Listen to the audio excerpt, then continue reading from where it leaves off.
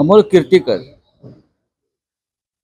म्हणजे उत्तर पश्चिम मतदारसंघ हा या देशातल्या उत्तर पश्चिम मधला निकाल हा या देशातल्या संपूर्ण निकाल प्रक्रियेतल्या घोटाळ्यातला एक आदर्श घोटाळा आहे। भारतीय जनता पक्ष आणि त्यांच्याबरोबरच्या टोळ्यांनी देशभरामध्ये काही मतदारसंघात कशा प्रकारे विजय मिळवला त्याचं उत्तम उदाहरण म्हणजे मुंबईतला उत्तर पश्चिम मधला निवडणूक निकाल।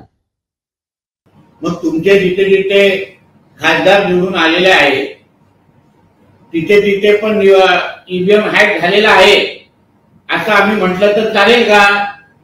आम्ही कसं खुल्या मनाने ते निर्णय स्वीकारले, आम्ही कसं आत्मचिंतन करतोय, आम्ही कसं परत कामाला लागलेलो आहे।